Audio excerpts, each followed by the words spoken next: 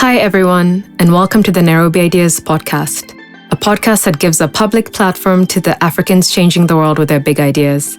Nairobi Ideas Podcast is brought to you by the Mawazo Institute, a Nairobi-based research organization focused on female thought leadership and public engagement with research. I'm your host, Dr. Rose Mutiso, CEO of the Mawazo Institute. Thanks for joining us for this special series focusing on climate and conservation. In case you missed it, in our last episode, we were joined by James Wakibia, who is an environmental activist whose social media campaign, #EndPlasticsKE, is widely credited for helping to raise awareness on plastic waste in Kenya, leading up to the country's 2017 plastic bag ban that made it illegal to manufacture, use, or import single-use plastic bags. Kenya currently has the highest penalties in the world for the use of plastic bags. A fine can attract between 2 million to 4 million Kenya shillings, which is roughly $20,000 to $40,000 US. While many have welcomed Kenya's ban, and as Africa leads the world in these kind of regulations, with over 34 countries having passed plastic bag bans, some critics question the efficacy of widespread bans such as these, particularly in growing economies. So today we're joined by Dr. Leah Oyake-Ombis, who is a part-time lecturer at the University of Nairobi and Machakos University. Dr. Leah is also the director of the Africa Livelihood Innovations for Sustainable Environment Consulting Group, which focuses on solid waste management issues in urban areas in the East African region. Her PhD research explored managing plastic waste in Kenya, and she has emerged as a notable critic of Kenya's 2017 plastic bag ban, citing the value of the plastics manufacturing industry and the lack of emphasis put on urban waste management in the country.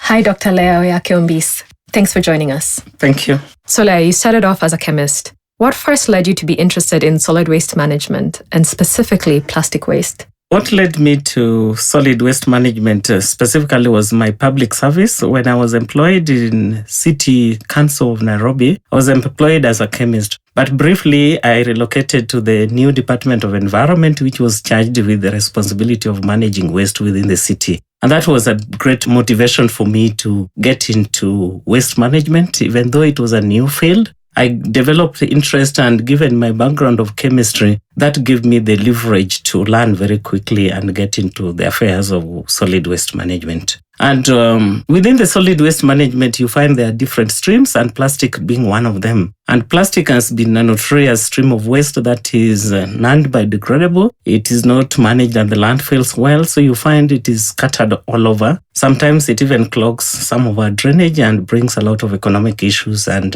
management issues. And therefore, that drove me to look into it further so that I could get to know what best in my position as a policymaker could I then use. So then you decided during the course of your public service to pursue a PhD. Why was this? Yes, I did decide to do my PhD because I'd worked in City Hall for quite a long time, heading the Department of Environment, and many of the policy positions or propositions that had made to make things work better were actually not taken. So I looked at it that, well, I've given a good service to the County of Nairobi, then I could probably earn or get to a higher level of waste management, where a PhD could give me a different or a higher level perspective that could either help the nation in addressing issues of plastic waste management or even the East African region, because the problems of plastic waste is not limited just to Kenya or Nairobi, but it is affecting the whole of our region. Many of them, as you realize, have already put a ban on it just because of the notoriousness of the plastic waste within the environment. Okay, so this is really interesting that for you, the PhD was a means to deepen your credibility, give you more options for influence, expand your ability to affect change. That's very, very true. That's really good to know and validating for us at Mawazo, because this is a big part of our mission, is that higher education research combined with thought leadership, policy outreach can really lead to big impacts. Kenya's plastic ban has been widely discussed as a positive step for the country in decreasing urban waste and pollution, but you have been a vocal critic of the ban, which in some ways is a little bit of an unfashionable opinion. At a time when Africa is leading the world in single-use plastic bans, do you think that there's a blind spot in the issue? What do you think is missing from this conversation on plastic bans in Kenya and perhaps across the continent? The ban on plastic for Kenya, I find, was not well consulted. many of the people who are already actors within this sector were never consulted. One of them, the production industry, the civil society, those who are earning livelihood, especially the community-based organization, and individual entrepreneurs who are actually sourcing plastic and converting them to new products or selling them as raw materials to the production industry. So I find we actually did not have the ban that was informed of research and some of the developments that had happened in the field of plastic waste. If indeed this was to be taken into consideration, then we would not have had a total ban, but we probably may have thought of mixed instruments where public engagement, awareness creation, information sharing, research could have been conducted so that we have a kind of a mixed basket of things, alternatives to do. But as of now, we actually do not have any recourse. There's nothing much that many Kenyans could do. So one thing we found interesting about your research is that you unearthed some really interesting data about Kenya's long history with plastic recycling. Can you tell us a little bit about that? Yeah, this is very true. This is why I say total ban was not going to work for us, because when you look at the history of plastic recycling in Kenya, it started as early as in 1930. 1930, that's 1930. Exactly. And with time, the number of industries have been increasing and the volumes of the plastics that they recycle also improves or increases. And even the expanse of sourcing for this raw material. Like when I did my research, I could find that some of the industries who are doing plastic waste recycling were sourcing for this waste material as far as our borders with Tanzania, our borders with Uganda, and just to source for this raw material. So really, that indicates the economic share that the plastic recycling industry already had in Kenya. It was so much embedded that quite a number of people were getting their livelihoods or employed or using this as a source of day-to-day income in their lives, that we did not need to go into full ban. We needed to have recorded all these practices and see what best can sustain them, as well as introduce new economic instruments. A ban, I would say, is a material substitution in the packaging sector, which may not actually be working well for us, because when you do material substitution, then you have to look into where will that source of material come from? Do we have it locally? Because if you have it locally is when the production cost will be low. I just want to go back to this idea of the socioeconomic contributions of the plastic value chain in Kenya, and to really give the listeners a more concrete picture of what this means. I think some of us have grown up seeing a lot of waste pickers on the streets, so we have a little bit of an understanding that there was some kind of informal plastic recovery system. But can you tell us a little bit more for everyday people in Kenya? What does this plastic value chain look like? Not just in terms of the waste pickers, but also the people, the low-income people who rely on plastics in their lives. If I would start with the upstream where the production is, you find that the plastic industry had already gained a sizable command of the economy, where you find that about 5.8 billion Kenya shillings investment was in the production of this industry, with quite a number of sophisticated machinery. And you find that the plastic recycling industry was employing up to 9,000 Kenyans, both direct and indirect. Where indirect, we could categorize the pickers, the semi-processors,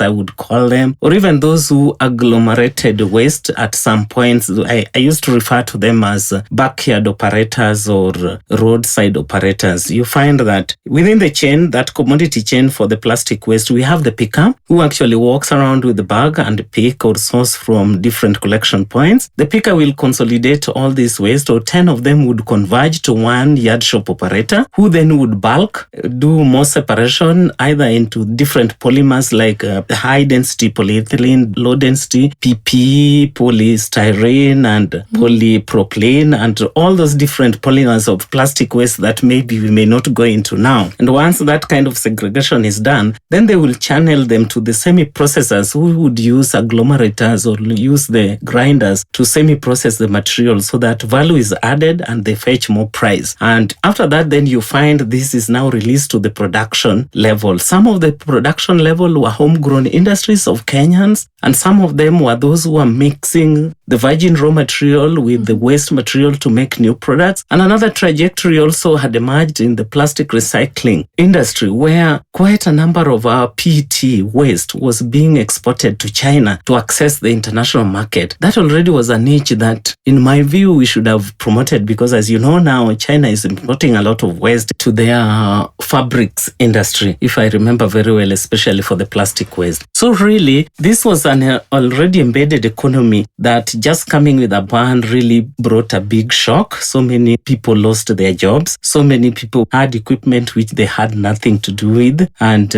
really, as you know, the ban now is affecting most of the East African countries. It's interesting you mentioned China, because right now the big policy change in China with regards to accepting the world's plastic is causing shockwaves across the sector, but that's a topic for another day. I'd also like to point out for the listeners that Leah mentioned quite a number of polymers. And so if you want to brush up on your polymer knowledge, please look at the Meet the Host podcast from a couple of episodes ago. I described a lot of these things. Thank you for bringing one of my favorite topics back on the table. A couple of things I want to unpick from just what we're talking about right now. 2 points. I'll start with the first, which is this idea of the very upstream value chain, the pickers, the very small scale informal workers in this sector. And connected to that is something I know you've talked about in your op-eds and your speeches about the importance of plastic for the kidogo economy, the people who are buying 1 spoon of oil and they need a small plastic bag for that to go into. Acknowledging that a ban or whatever instrument is used to curtail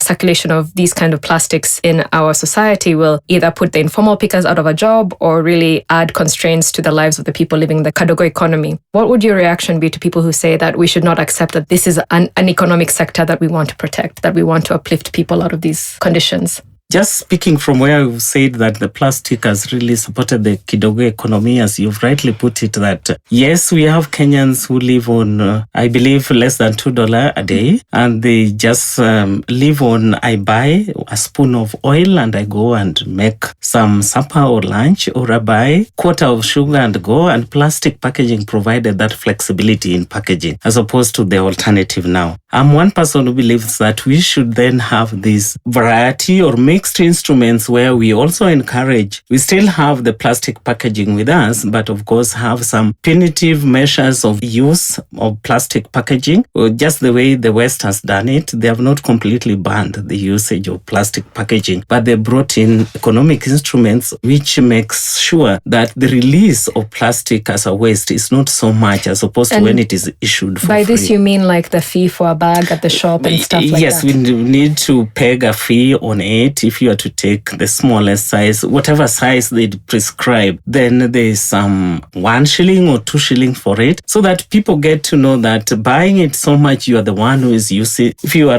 living on less than $2 and you keep on removing it by 2 cents or 2 shillings rather, every now and then when you go to buy, and this kidogo economy, they do repetitive buying. Whatever they take for when they are going to go for breakfast, they go and buy. Lunch, they buy. Supper, they buy. So they use packaging more often than some of us who do bulk kind of shopping and bring home. I think what I'm hearing from you is this idea of we have the ideal, we know the vision of a plastic-less world, we know the impacts, but we have to be pragmatic. We have to understand the conditions in which we live in and try to work within the system, which includes the people in the kidogo economy, the informal pickers and that kind of thing. That's true. The second point I wanted to unpick from your very interesting response from a minute ago is this idea of technological capacity within Kenya, both in terms of the old plastic processing industry and what is needed to be able to integrate and embed the new alternatives. Can you tell us more a little bit about this? Yeah, it's true that the long history of plastic recycling in Kenya, many of our industries had kind of developed high level of technology in terms of plastic waste reprocessing, I would say, call it that way. So when you find that the ban was introduced, which is hardly 2 years ago, they really have to shift this technology. That is already an economic burden on the side of the production domain. So when you look at it, that really we have to shift, and looking at our economic status as a country, industry to a new trajectory of production. That was really a big shock to the industry. But when we leave the industry alone, this also impacted so much on the lower cadre of people, those who relied so much on the supply chain to the industry. That already has been underscored. When we look at going to the new production of the alternative packaging, that is biodegradable, Kenya does not have actually the technology for that. We import most of our technology, whether for plastic production or plastic recycling. The same is going to apply to the new trajectory of production, where we are bringing in new technology for biodegradable. But even as we brought that, we have not done enough research on this alternative to get to know to what extent are they biodegradable. Could we just be having the polymer of plastic with a little starch added on it, and then we are calling it as alternative? Who is this who has ever tested whether this paper is fully biodegradable within the natural environment of composting, where you have to put it within 30 to 90 days and see if it is 100% degradable under the natural environment? Nobody has really done that. And again, we have also kind of sold Kenyans to the extent that, yes, the bag is said to be biodegradable, but nobody has bothered about branding it so that we get to know it is 1%, 100% biodegradable. We just buy it. I see a lot of flexibility in shaping. They're introducing smaller ones, but still, when you look at the moisture content of that bag you actually cannot use it to carry unga flour. If you went to the posho mill and it rains, the water will go with all your unga. So you can see where the plastic packaging was advantageous, especially to the kidogo economy. It seems that there's a whole regulatory infrastructure, standards, other complicated implementation concerns that need to be addressed in order to make the alternatives viable and also achieve the intended impact of reducing waste. In a nutshell, it's been about 2 years now since the ban was effected. What are your reflections in terms of ways forward, given all of the challenges that you have pointed out and that we seem to be moving ahead in the same vein of the ban is in effect in Kenya and we're moving forward in the straight line? What would be your message to policymakers and to everyday people? What is a path forward for Kenya in terms of course correcting? I tend to think my position really has not changed. I would still want to promote recycling and still retain the level of the ban. But even as we have the ban, a lot is still missing that policymakers need to put in place. We need to have a very pragmatic, communicative arrangement so that people are informed of the types of bags that they are now using. Kenyans have never questioned anything. Nobody has ever come out to question whether these bags are 20 or 100% biodegradable, and therefore they fit within the environment. Yet we are using quite a number of them. We are still going to receive this at the disposal site. They are still going to clog our drainage system just like the plastic bags did. People may not realize the impact now, but I'm sure in the next 10 years we'll start seeing these bags in the open environment. And I do not know what then somebody would say at that time. So for me, at this particular moment, I would say that we need to have mixed instruments in promotion of sustainable environment, especially in the waste management sector. Sort out what is the major problem of waste management. It is really not the material that we use for the package, but it is the management practices that we do have, the infrastructure that we do have for waste management. And for the policymakers, especially for the people who consume this packaging, we need actually to give information. We need to promote collaboration, especially for the Kenyan institutions of research. I know Kenya Industrial Development Institute, KIRDI, need to promote some of the niches that are emerging in whichever sectors of the economy. This is the one they really need to come and break the ice and really be on the side of some of us and say we need to promote both the alternatives as well as the plastic recycling because of 1, 2, 3, just some of the points that I've underscored here regarding the advantages. It seems that we need a menu of options, we need flexible instruments, and there are no quick fixes. No. There needs to be research, collaboration, consultation, and it'll be a long path for Kenya and other countries to grapple with this idea of plastic waste management. That's very true, especially for Kenya, which has got a long history of plastic industry. Okay. Leah, this has been a really interesting discussion, and to be honest, I wish we had even more time to unpack all of the many dimensions, but you've given us a lot of really great fodder and food for thought. So just in closing, before we let you go, we like to end our podcast by asking all our guests about what their big idea is. What is the world in which you dream of? What is the thing that fuels you that you dream of, the legacy that you'd like to leave? What is that fire in your belly? So Dr. Leah Oyake-Ombis, what is your big idea? I think from my point of view, many people may think that I'd worked in the public sector and therefore I'd risen to some level. But really, at my position, I feel that there are things which really excite me when I look at the women of the world in other parts of the economies, and you see to what extent or to what levels of the management within their confines they can rise to. Like I would give the example of when I saw recently that Christine Lagarde of France just left IMF to come and lead this group of European banks, a lady being the boss at that level. That really made me almost cry and say, where is the African woman? When will we ever have a woman in Africa leading one of our large or big institutions within the continent so that we can address some of the problems or challenges that are facing people? And I want to liken this to a woman being,